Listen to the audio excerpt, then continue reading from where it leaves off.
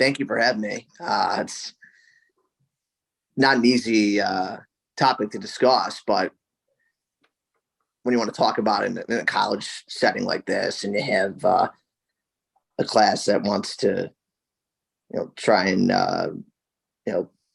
persuade others to, get a feel of what people with autism go through, try and take advantage of the situation, and I'd love to share my story.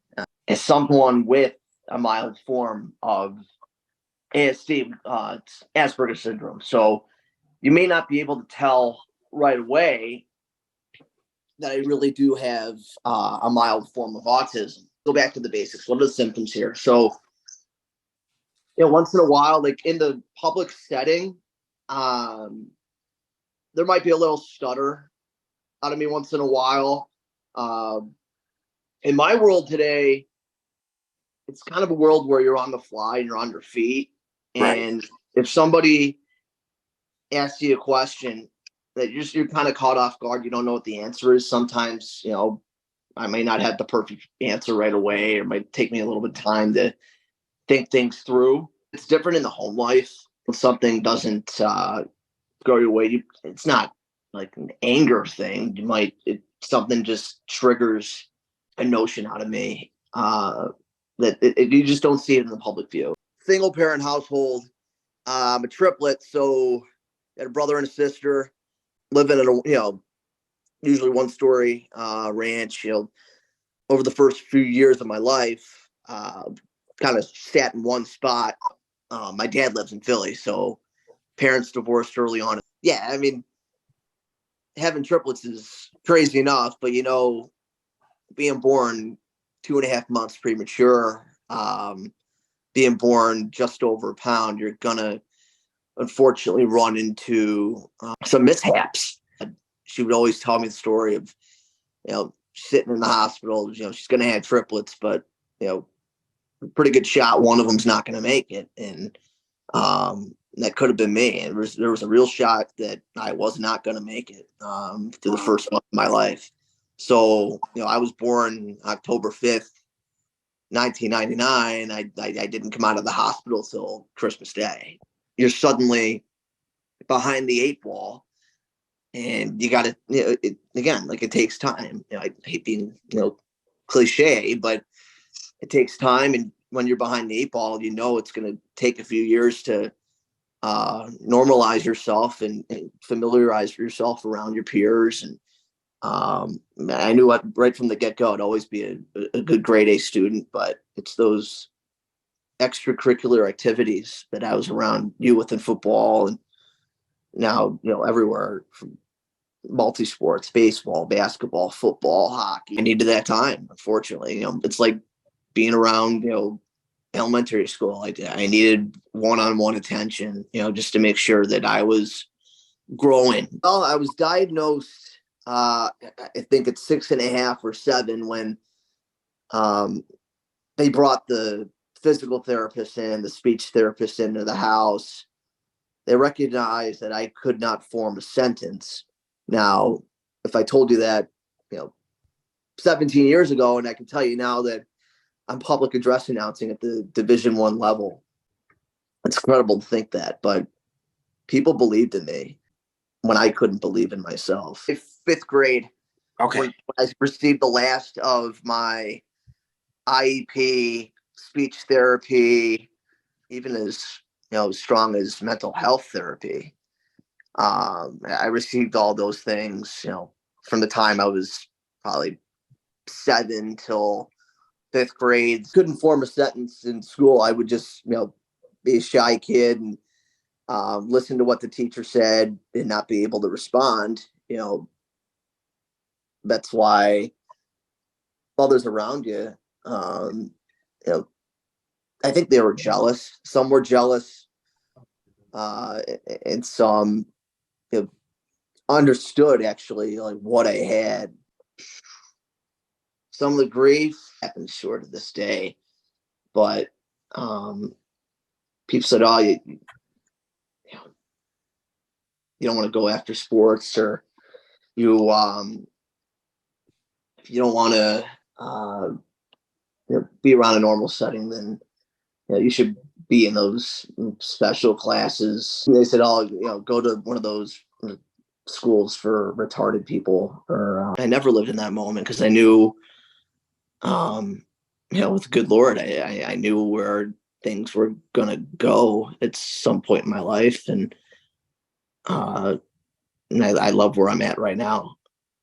Mother was the biggest backbone I had growing up, and she would be the one to call the kid's parent to tell him to stop complaining about me. It'd be my mother setting up a parent teacher conference with my least favorite teacher who gave me no attention.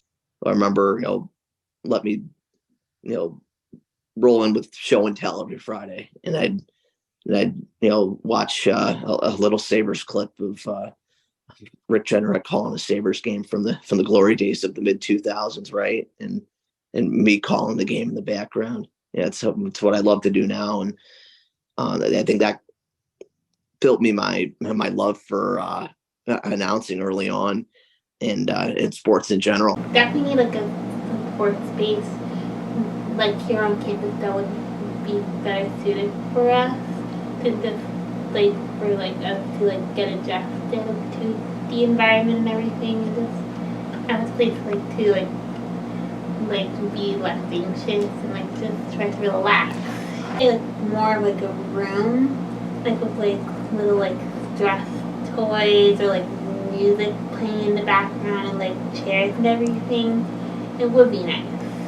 I'm originally from downstate New York in Orange County in Goshen, and now I'm living here in Hornell, New York, which would be 20 minutes from AU. I like working with children with learning differences of art.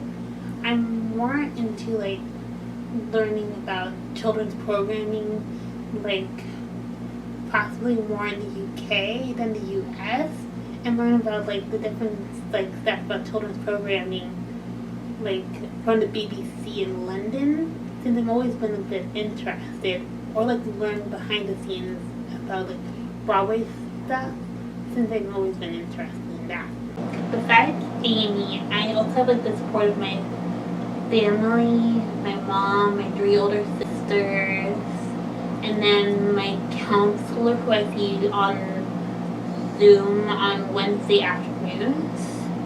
And then of course Nick, who's in charge of like the Center for Academic Support in Hendrick. I was diagnosed around like age 16. I was in high school, like probably before then. I've been in speech therapy for a while, so like mom would pick me up like after class or before class would end, and we would go back to Goshen to do my speech therapy, and then I would do like half an hour sessions like on like 2 days, and then do a group session with others like kids, like to do like a social like group kind of situation. I love a lot of Disney movies. I'm good at like noticing like a lot of like stuff in Broadway things. I'm just like a huge Broadway like movie lover. I've seen like The Lion King on Broadway with my family. Really? I loved a lot of the Disney movies, like the animated ones and some of the live action films. And I like a lot of the Disney princesses, especially Princess Tiana, Cinderella, and like Alice in Wonderland, based on like their personalities. One secret hobby that I have is writing fan letters to celebrities I admire, and then like collecting a lot of the autographs I asked for in the letters, and it's like putting them up on the wall, and it's like keeping them like auditory processing stuff. I'll probably say loud noises or like being in like a crowded space. That's one of my biggest pet peeves, because even though I'm used to like going to concerts and stuff, I'm just not used to like a lot of loud noise or being like in a crowded space most of the time. Role model in particular, besides my family, that I've been liking for quite a while. This one, Justin Fletcher from the BBC, because like a lot of the children's programming he's done in England, like with one of the shows in particular, like is based with children with learning differences, and I just really admire a lot of the work. I think one of my favorite art projects I've worked on would probably be like last year in my intro to wheels class. We were making kind of like little mugs and like pictures. I feel like that was one of my favorites because I'm used to a lot of like ceramic work, and I like how the clay feels on my hands, and like I like getting messy with the clay. And my favorite music artist would probably be Yo-Yo Ma with like his cello music, because like I seen like the episode of Oscar when he guest starred on it, and then I just love listening to like one of his pieces, and it seems calming to me, and I just like a lot of classical music in general.